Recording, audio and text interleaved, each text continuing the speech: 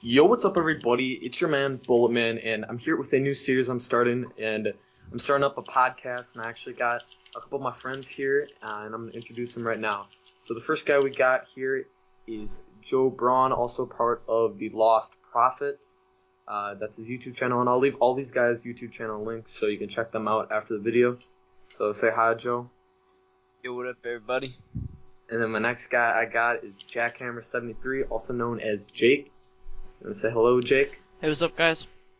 And the last guy we got in here is G Power Gaming 14, also known as Garrett. Hey, what's up, everybody?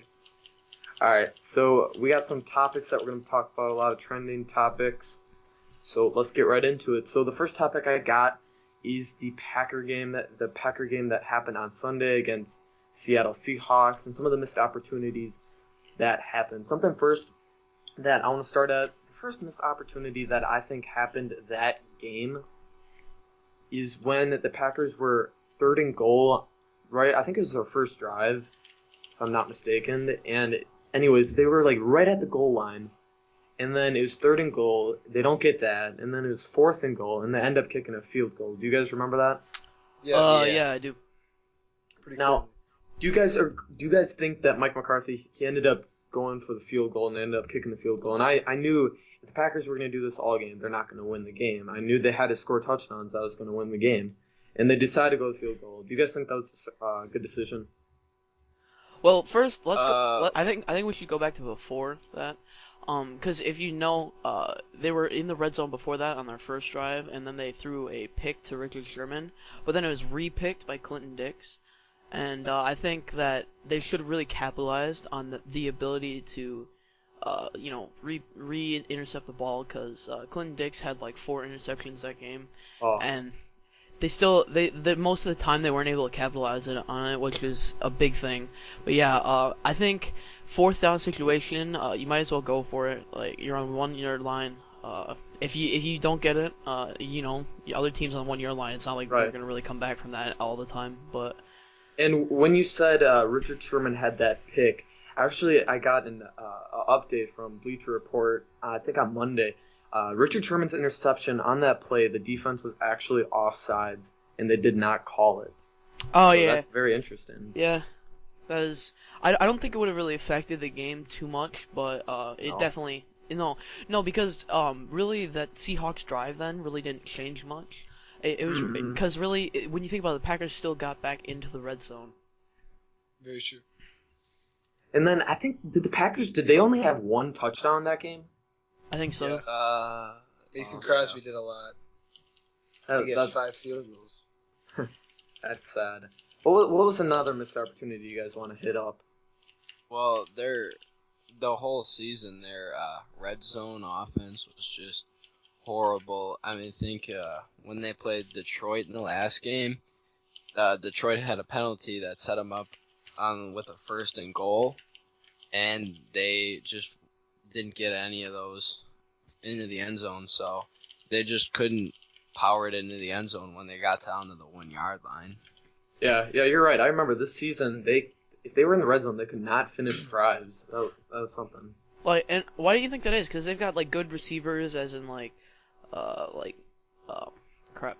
I can't think of anybody's names. Cobb, Nelson, Adams. And then they also got Eddie Lacy or John Kuhn. I mean, I don't get why they could not finish drives. Unbelievable. I saw an after game interview with Aaron Rodgers, and Aaron Rodgers said it's really the play calling, where whoever McCarthy, who's calling the plays, he's making bad calls, and Rodgers doesn't have any audibles that he can do that really fix the situation. So. Well, and even with 5 minutes left, I remember when the Packers had the ball again with 5 minutes left, they ran the same play for that one drive, and then they just punted it back. I mean, if anything, on the third down, they should have passed or something, because they were literally running the same stuff toward the end of the game until they had to, on that last drive, get a scoring drive. So, I mean, another missed opportunity in the game was... Now, this wasn't really a missed opportunity. Well, it was a missed opportunity. It could have been a better. Was when, what's his name, had the pick for the Packers, and he went down. You guys remember that? Yeah, that was. Yeah. That was in like 5 minutes. That was Burnett.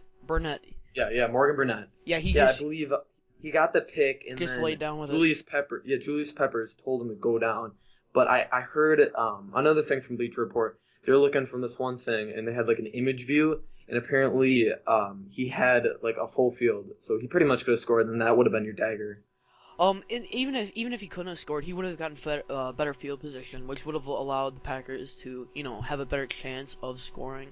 Even a field goal at that point would have won them the game. But yeah. Mason Crosby wasn't missing that game, so.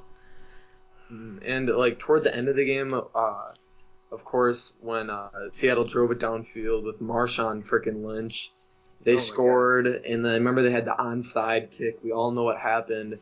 Yeah. Frickin' Bostic chokes it. That I don't know. At least for me, when they were kicking that onside, I literally had a bad feeling. I did, and I'm serious about that. Yeah, me too. I just did not have a good feeling. And then they obviously choked it up, and then Seattle drives it downfield. And then after they score on that, remember they went for 2, and Russell Wilson had to run way back and throw that fadeaway ball. He's kind of threw it up and hoped for the best, and he got lucky. The whole game was lucky for them. To put it at the least, they got lucky. And remember Clinton Dix? Remember he was... Yeah, he was right there. I mean, God, dude, at least put your body in front, dude. What they really should have done... ball down. What they really should have done is just drew a foul at that point. Like, if you see he's about to catch it, draw a foul, they'll just redo the play, and then you'll have another chance. But it's better than, giving up the 2-point conversion. Well, in something earlier in the game, remember when the Seahawks, it was they got a penalty and it was 2nd and 30, and they end up allowing Seattle that first down. Do you guys remember that? That was in the third quarter or something. Yeah. I mean, they were rushing 2 guys or something on Russell Wilson. So, yeah. They're rushing 3. They're rushing 3, and it literally he had all day. He had all day. I mean, I want to forget this game, but with all the missed opportunities and just everything, I mean, they literally gave away the game themselves. They handed Seattle Super Bowl tickets, saying, "Here, this is yours, not ours." Yeah, so they definitely had the game. That's for sure. Yeah. Mm-hmm. Though one thing I think about the NFL rule set that should be changed is in overtime. It's because in overtime, it's if the first team on their opening drive scores a field goal, the other team gets the ball. But if they score a touchdown, then game's over. I think they should change that because you're not really giving the other team equal opportunity to capitalize on a score. And yeah, that is true. It's kind of making the game an unfair advantage to whoever has the ball, because basically whoever gets the ball, all they gotta do is score once, and that's game. After. After each team gets a possession, I feel it'd make more sense. But really, when you think about it, the first team on kickoff, if they score, that's game. I understand, the other team's got to stop them, but where's the fairness for the other team to try come back and score again? Mhm. And do you guys remember what the rule was before in overtime? I don't really remember. Joe, do you remember? First team to score. Teams.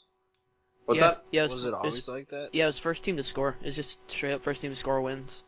So even a field goal? Yep. Yeah. Alright. I mean, at least they're getting there, maybe. A field goal, you gotta score a touchdown. If you score a touchdown and you have the ball first, then you win. If you kick a field goal, the other team gets the ball. So then what's different about... Oh, is it now with these overtime rules that they play, the whole 15 minutes? If it goes back and forth, or I'm confused... Because they changed the rules recently in overtime. Basically, it turns into a new game, and they just keep going back and forth until somebody scores a touchdown or a field goal. Okay. If it's a field goal, the other team gets the ball, but if it's a touchdown, that's game. Okay, all right. Do you guys have any other closing points on the Packer game and missed opportunities, or should we move on? I feel good to move on. Unless you want to move. If you when Clinton Dix was standing there by that guy in the 2-point conversion, say he would have put half effort into that, knocked the ball down, the Packers drove downfield and kicked a field goal, which would have sent the game in the overtime. That would have won them the game if he would have knocked the pass down. and the Packers, they would have ran down the clock to about 2 seconds, and yeah, that would have been unbelievable. Yeah, that would have been. And like, I'm speaking of that last drive after Seattle got that 2-point conversion. I mean, the Packers, they were running it fast down the field, but they should have at least tried one end zone ball, I believe, with one of the Packers' prime receivers like Nelson or Cobb. See, the only issue but have them on Sherman, because remember Sherman, his like arm or something. Do you guys remember that? He was hurt. Yeah, he was holding his left arm the entire game. But still, the only issue with that is always the possibility of an interception, and then you risk losing the game, and you don't want that. Like, no matter what, you just don't want it. I mean that's true, but I didn't have any good feeling going into overtime. I mean, I didn't. I thought if we were gonna win this game, they needed a touchdown in that last series. Yeah. So most definitely. Let me ask you guys one more question. Do you guys think that the Packers will return to the championship game and be a contender for Super Bowl next year? Jake? I feel that they could, but they really got to work on their red zone game and making sure they can finish off a drive, because driving downfield to get to the red zone, they're great at, but once they hit the red zone, it's just they have no clue what to do. What about you, Joe? I think, yeah, they could make it back. They just need to get some good draft picks this year. Maybe change up their line, and I think they'll be good to go. What, and Garrett? I agree with Joe. I mean, for people who don't know G Power, Garrett, he's a Bears fan, so he didn't really have a good season in football. Yeah, that's for sure.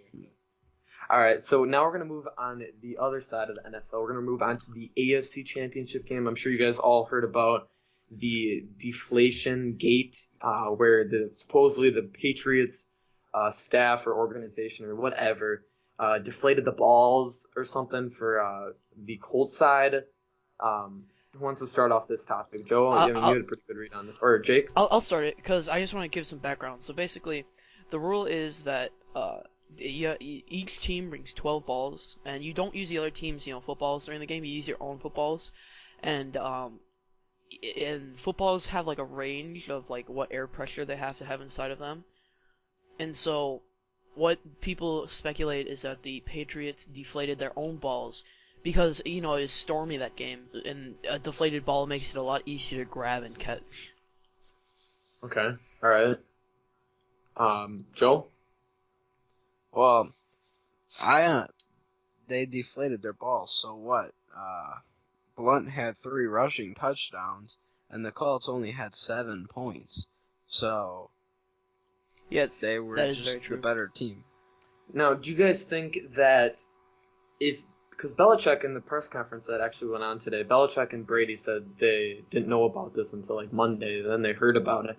Do you think if they did have something on it where they knew about it prior to game time and they get caught for that, do you think there should be a heavy suspension for next season instead of getting fined or losing a draft pick? Do you think? Because I'm thinking if Belichick knew about this, I think Belichick should be suspended for at least 8 games next year. I mean, I know it's not that big of a deal, but especially what happened with Sean Payton, back from a couple years ago. He just suspended the whole season.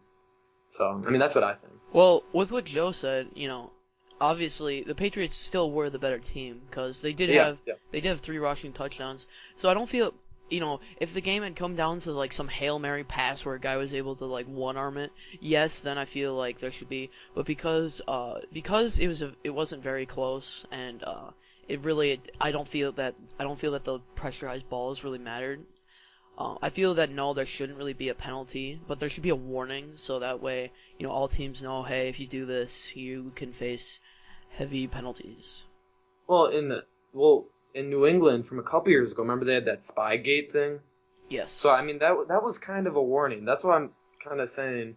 If they did do this and like Belichick was behind or was a part of it or heard about it, I think there should be something more than a fine. For him. Now they could have not known about this because they're not the ones that are in charge of pressurizing the balls. So it could have been anybody on the team to tell like the people who pressurize the balls how to pressurize them. So it could have been a wide receiver like, hey, I know it's easier to catch like an 11.5 pound per square inch better than like a 12.5 or something, or whatever it is. Well, Well, I think that leads into our next one, and that is the Super Bowl 49 preview. So we just got done talking about the two championship games. Obviously, it's going to be the Seattle Seahawks versus the New England Patriots. Let me hear your guys' thoughts. Jake? I don't really have any thoughts. I probably won't be watching it, not gonna lie. I don't know what I'll be doing, but I guess, I don't know. I'm not really too into the Super Bowl unless, like, a team I, like, really want to see win the Super Bowl is in it. Then I'll watch it, otherwise. Who do you think's going to win? I really can't tell. I think it's gonna be a pretty even game, pretty close game. I think it might come down to, like, overtime. Okay, alright. How about you, Joe? I don't even think it's gonna be close. I think the Patriots are gonna just come out throwing punches, and it's gonna get ugly quick. The Seahawks will make an effort to come back, but I think in the fourth quarter they'll be up by over 9 points, and they'll just score a few more points, and it's just gonna be an ugly ending score. So Jake, Garrett. If the Seahawks play football like they did last week, they're not going to win the Super Bowl. That's for sure. The Patriots, they've been flying pretty red hot the last couple of weeks, and the Seahawks just squeaked by the Packers. So I think Patriots all the way. Yeah, I'm gonna agree with Garrett and Joe. I think the Patriots are also gonna bring home the Super Bowl back to New England. But I do think there's a chance it'll be a good game, but I think the favor is more toward New England. Now, what do you think will happen if the Seahawks win the Super Bowl? Because obviously that'll be a two-peat, which I don't think has happened since, like, sometime during the 90s. Well, actually, no. Was the two-peat? Did New England have a two-peat in the early 2000s? I don't think so. They did. They might have. They went to it back to back. I don't know if they won back to back. All right, and that's back when they did the Spygate with, like, the St. Louis Rams walkthrough. No. What? Nothing. No, never mind. All right. Well, you said if Seattle does get a two-peat, what do you think will happen? I think Seattle will just be a ton more cocky. The bandwagoners will rise in Seattle. But I don't know. I've been hearing rumors from people that Marshawn Lynch won't be in Seattle next year. Have any of you guys heard about something like that? Or no? No, I haven't. I'm not exactly sure. The dude is a punk, so. Yeah. He did actually get fined in the championship game. Was it taunting or something? He grabbed his crotch. Oh, was that what it was? Yeah. Yeah.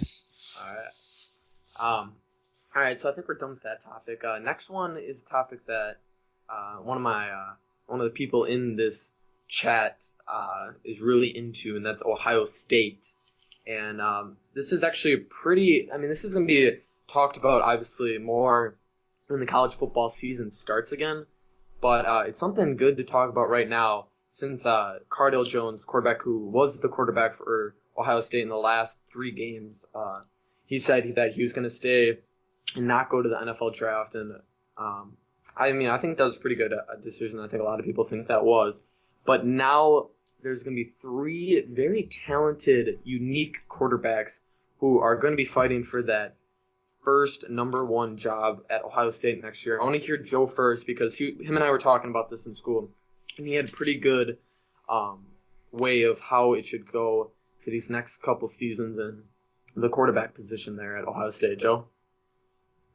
Well, I think Braxton Miller, he would have been starting this year, but he re-injured his shoulder. So I think he'll be starting this year. He is a definite Heisman finalist. And he'll be a senior in the next season, correct? Yeah, he'll be a senior because he had the red shirt this year.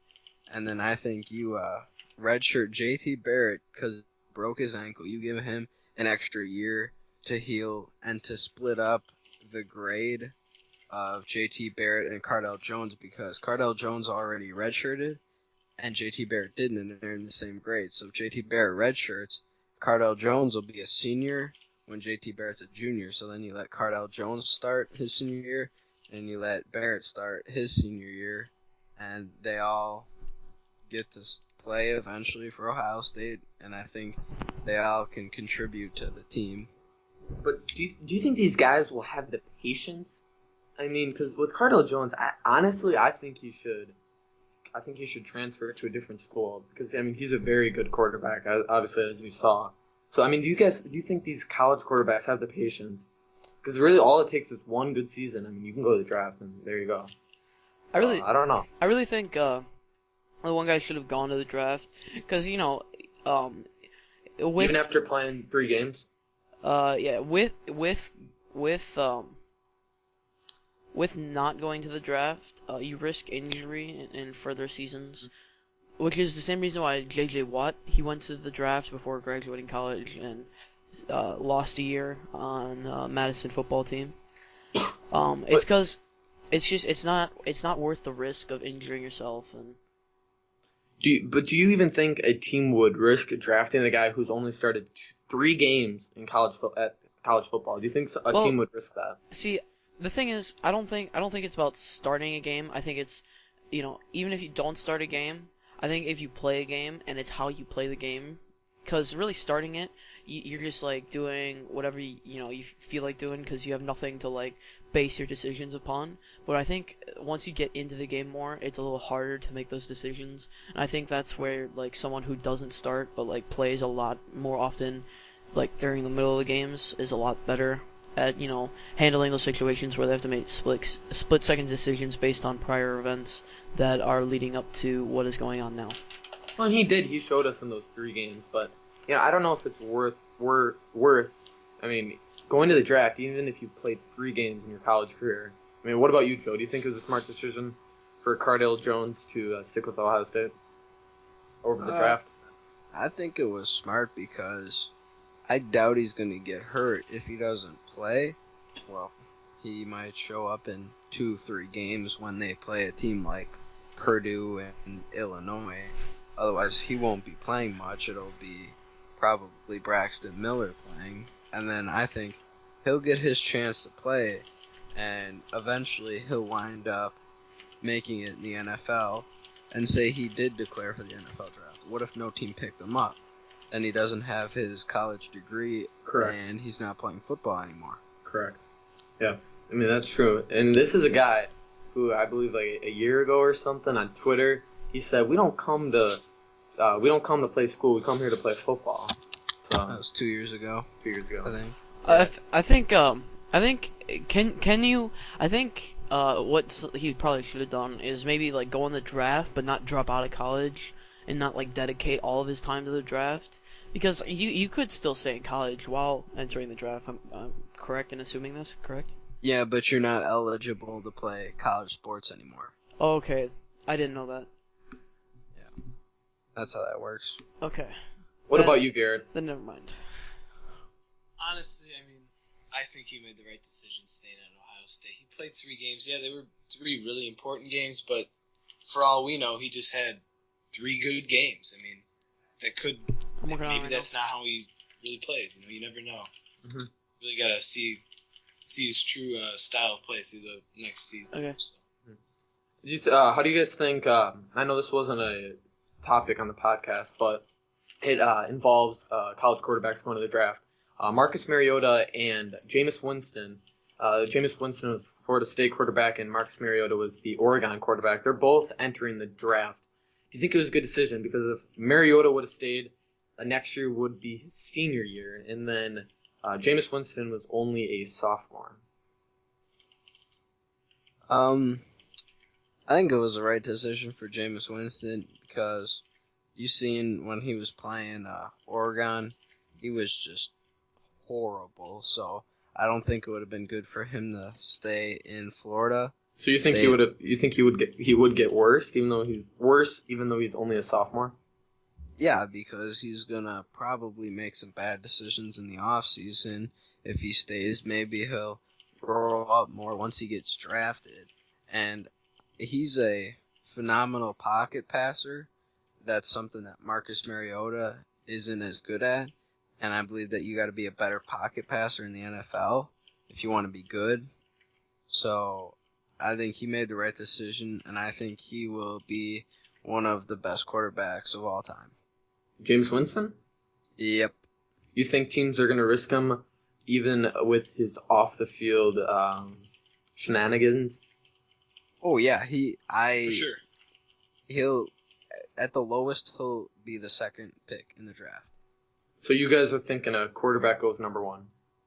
Yeah, I really think he's gonna go number 1. You think either Jameis or Marcus? I think Jameis will go to Tampa Bay at number 1, and Marcus Mariota could go number 2 to Tennessee, or maybe Tennessee doesn't even pick up a quarterback because they just picked one up, and Marcus Mariota falls lower into the draft like Johnny Manziel did a year ago. Could you see the New York Jets making a push at one of those top few picks? Because they're honestly, I mean, they just got a new head coach, and they're in the look for getting a new quarterback, either getting a quarterback that is already in the league or getting one for the draft. Do you guys think the Jets will make a push to get a top pick? Because, I mean, like you said, Joe, Tennessee might not even go for a quarterback, so they flop spots with the Jets, get some more good deals out of that. Did you see that happening?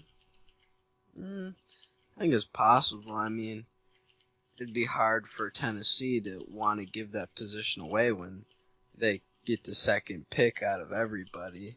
I mean, honestly, the Jets could pick up whoever they wanted. I don't think they're going to be good in the near future. Okay. No matter who they get. All right. And Melvin Gordon, obviously we all live in Wisconsin here, and I don't know if you guys were all Badger fans, but Melvin Gordon is entering the draft, foregoing his senior season as well. Do you guys think he'll be in the first round? He'll get drafted in the first round? I think so. And why? Garrett? I think... you can go, Jake. Or Joe. I think he could be a first round pick, maybe like the mid-20s. I'm thinking a team like the San Diego Chargers could pick him up possibly because they got Ryan Matthews, and I think he would be a good fit onto that offense. Okay. All right. What about you, Garrett? Since Mr. Joe cut you off. Just kidding. Well, I think he's going to be a first-round pick for sure. He put on a show this season against pretty much every single team that he faced, and it's hard to do that. So I just think he's an amazing athlete. He's an amazing running back, and he's going to make an impression wherever he goes. And do you think he'll be a good impact, whatever team he goes to in the NFL, or do you think he'll be a bust? Well, yeah, that's what I was saying. I think he's going to be a good fit wherever he goes, and he's going to make an impact immediately, I think. Okay. All right. What about you, Joe? Do you agree? Yeah, I guess. I mean, I don't really see him being a bust. Any running back isn't really a bust, I don't think, in my eyes. They always do good. So, I think he'll have a pretty good solid career, probably staying with one team. I bet you he'll just stay with one team his whole career. Do you have any comment on this, Jake? Or do you agree? Or I really don't. Because I don't follow the college side of football too closely, so I really don't have any ideas or opinions upon it because I don't really have any background knowledge of the situation. All right. So now we're gonna get back into video games. We haven't really talked about that too much today in this podcast. And we're going to talk about the Call of Duty Advanced Warfare skill-based matchmaking. So for those of you who don't know, in Sledgehammer's Call of Duty game this year, the skill-based matchmaking, of course, it's based off of your connection. That's their number one priority. But it's also based off of your skill. They have it where you get put into lobbies about what level you are. I think that's a big thing because a lot of people aren't prestiging, so they want to get in those lobbies with lower level people. But it's what level you are, and then I think it has part of it's your stats or stuff like that. Do you think that was a good decision by Sledgehammer, or do you think they should have sticked with the old thing? I know Black Ops 2, they somewhat have skill-based matchmaking. But what are your thoughts on that, Jake? I feel there's really no right or wrong way to approaching matchmaking, because your always main priority is going to be connection, because you don't want someone loading in a game for like an hour and then getting into a game their ping's like over 500 and they can't even play. So of course your main priority is always going to be connection. So you're always going to normally be playing people who are, within the same country as you, or at least within the same, like, I guess, region as you. And by region I mean like, like Midwest America or West America. So it's really about connection, and then this like skill part about it. That's really just like a bonus to make it like better for for your experience. So that way, when you're playing, it doesn't feel like you're just like stomping kids, or it doesn't feel like you're just completely getting destroyed. But a lot of times guys just want to get on and they just want to play chill. And I mean, it's harder now because there's a lot more tryhards in your lobbies, especially if you're a good or better player at Call of Duty. And, I disagree with the skill-based matchmaking thing because, when I first started playing Call of Duty, I started playing in Black Ops 1. I got my ass destroyed almost every single game. I was getting pwned by people who were much better than me. But then I improved every Call of Duty. And now I'm here at Advanced Warfare. And whenever I play pubs, I'm going to be getting in lobbies with people of my skill. So obviously I'm not going to be doing as good. I know my KD, I mean, I don't care about KD really in any Call of Duty, but it's much lower than it has been in the previous ones. And now with like people who are just starting to play it, they're never really going to ever be, good at Call of Duty if they're just going to be playing with people who are bad like them. Do you guys get what I'm saying? Yeah, I do get what you're saying, but I feel that for with what you're saying, like how you've learned how to get better, I feel like there's other ways of going about it too. Because really, with what comes with practice, you'll get better over time. So I think just playing the game more and getting used to like the feeling of playing will, of course, increase your skill. And then going back to when you said people, normally just want to get on it and have like a chill experience. Well, if they want to do that, normally if you just join like a TDM game or like not a specific game mode where it involves like playing the OBJ. Normally it will be a pretty chill game because people in that game type are normally just trying to learn how to, kill people, and not learning how to, properly play the objective. Otherwise, you could also do like party game modes like Infected, which are always fun to play with your friends. Are always really chill. You don't have to be super serious about it. Mm-hmm. I know. G Power Garrett. I know he doesn't play Call of Duty. Joe, in fact, does. So Joe, let me hear your intake on this. Honestly, I just get screwed over. Any freaking game I get in, they're just beating my freaking ass left and right. It sucks. I mean, I don't know. They say it's skill-based. I don't have a skill base of people 10th and 11th prestige, bro. I'm like, maybe like a rank 15 no prestige, so. Okay. All right. I guess I'm just one of those guys that gets screwed over. Okay.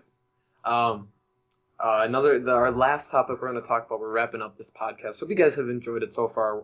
Like we said in the beginning of the podcast, we're going to try doing this on a weekly thing, and then I'm going to try uploading it, and I'm going to be giving this. Other people are going to be uploading it to their channels too. But we're going to be trying to post this every weekend. I think this will be pretty fun. I hope you guys have had a fun time making this. I know I have. But our last topic we're going to talk about is also Call of Duty. Really, this only applies to me and Jack Hammer, also known as Jake. But and this isn't really a tough question, at least in my eyes.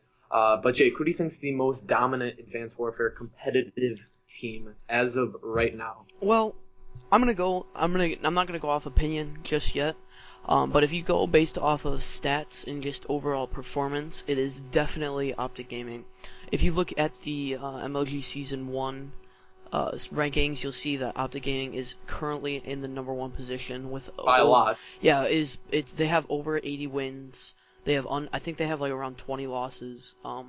And the second place team only has about 60 wins. So yeah, it's and when they refer to wins, it's not games, it's series. So it's like best of 5, which is insane. So I really think fact-wise, it's Optic, and as you can see at MLG Columbus, they placed second. They won Orlando.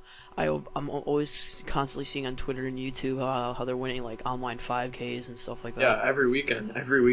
Yeah, and so really just looking at it, you can just totally tell that they're gonna be the complexity of Advanced Warfare. Well, and especially with this team, people didn't really know how this team would turn out because they have about the three best Slayers in Call of Duty, and then they have an OBJ guy. You would usually be in these 4v4 or these 4-person teams. They'd normally have 2 OBJ guys for sure, and then 2 Slayers. But with this team, they're running more with 3 Slayers and 1 OBJ, and it seems to be working out well. So do you think more teams, as they drop and pick up players, do you think they're going to be running or going to be trying to go how OG is going with this type of team roster? Well, see, I don't think Optic has their roster set up as like 3 Slayers and 1 OBJ. I think what they have is 3 Flex and then 1 OBJ, which is obviously Nadeshot. Because if you've ever watched, you'll always have different games where you've either got Scump going off, you've got Formal going off, you've got Crim going off. There's never like a consistency between who's doing like the best. So really, it's basically whoever feels like on form or like hyped up that game really becomes the main Slayer, and then like the other 2 become flex, where they kind of play around the OBJ, just defending it or whatever it is. And I really feel that it's really working well because they're able to dedicate 3 people to OBJ while they have 1 person just absolutely decimating the other team. Mm-hmm. Yeah, I mean, yeah, that's true.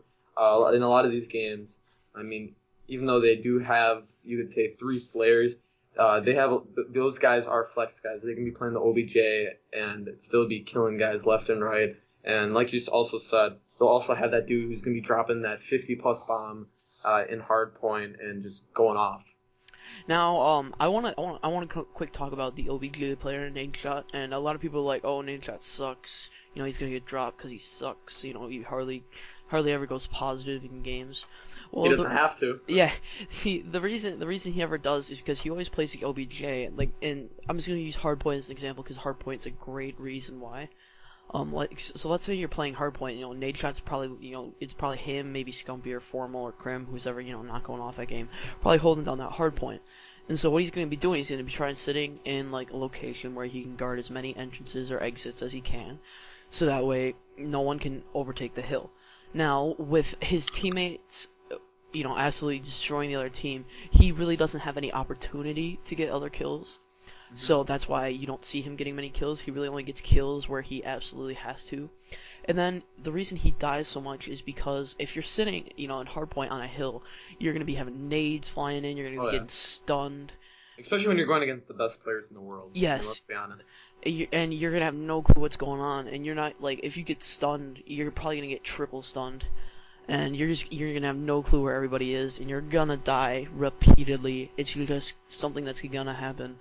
Mm-hmm. And so then what would happen is Nadeshot would respawn, he'd head towards the hill, and then with the help of his teammates, they'd retake it. And because his teammates are so, slay heavy, he doesn't really need to kill anybody to retake that hill. Right.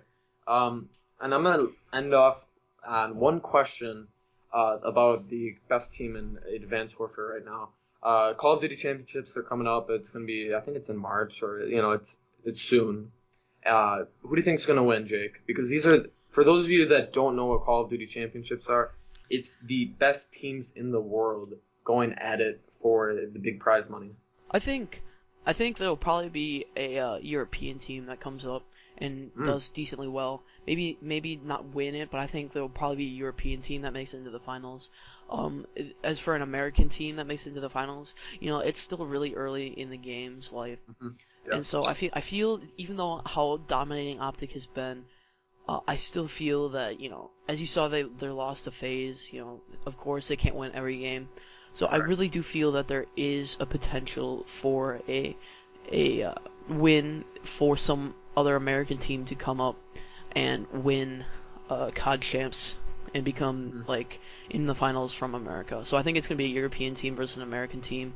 I can't say who the American team is yet. I think it's going to be between Optic, Denial, and Envy. Definitely some big teams that I think are going to be it, but that's really it. Yeah. All right, well, I hope you guys all enjoyed our podcast number 1. just to recap, we had top topics that we talked about. Sometimes we argued about them, but not really in this podcast, but maybe in the future. Just a little debate on some stuff. But I was here with G Power Gaming, also known as Garrett.